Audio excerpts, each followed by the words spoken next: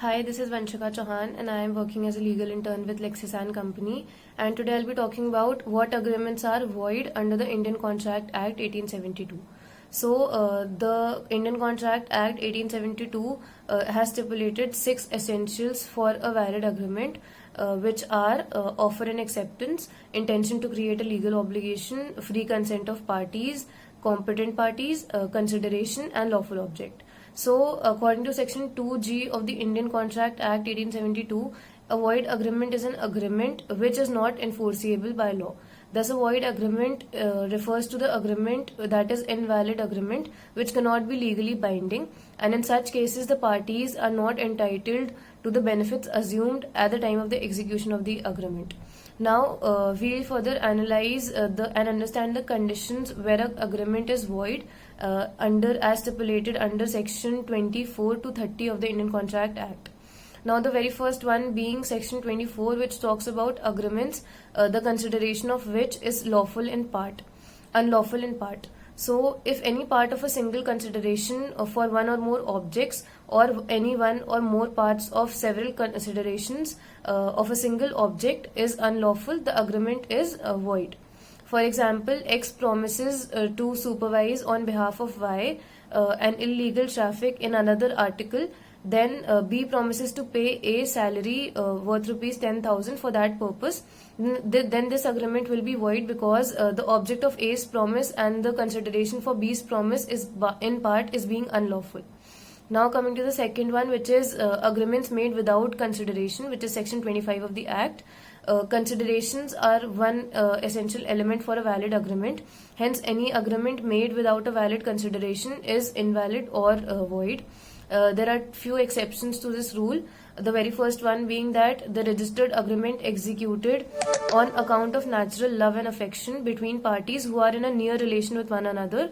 Secondly, a promise to compensate wholly or in part a person who has voluntarily done something for the promisor or something which the promisor was legally compelled to do. One being that a person made a promise in writing and signed by the person to be charged therewith or representative to pay wholly or in part a debt which the creditor might have enforced payment, but for the law of limitation of suits could not.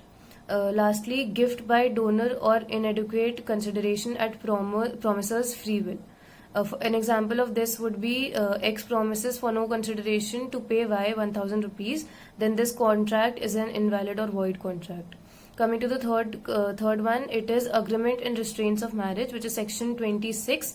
Every agreement in restraint of marriage with respect to any person except a minor is void. And an illustration to this would be X promised to marry Y and none other than Y, and in default pay her rupees 1 lakh. Now X married to Z and Y sued X for the same and for the recovery of 1 lakh rupees. Then this amount would not be recovered because the agreement in restraint of marriage is void, and this agreement was not a valid agreement, so it could not be executed. Next is agreement in restraint of trade, which is Section 27.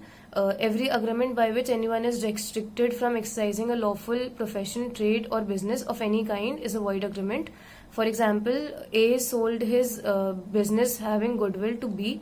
In this matter, B imposed a condition on A to not open a commercial business in the same locality with the same business for certain duration. Then this is a valid agreement, or this is a valid contract.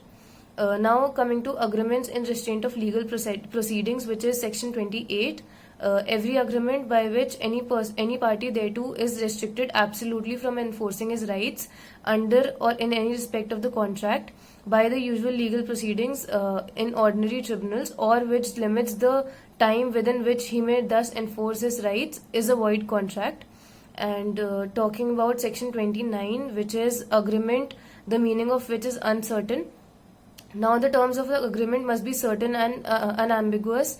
According to Section 29 of the Act, agreements, the meaning of which is not certain or are capable of being made certain, not be capable of being uncertain, are void agreements.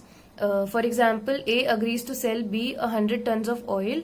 There is nothing whatever to show what kind of oil he wanted to sell. Therefore, this agreement is void for uncertainty. Now the last one is agreements by way of wager, which is section 30 of the act.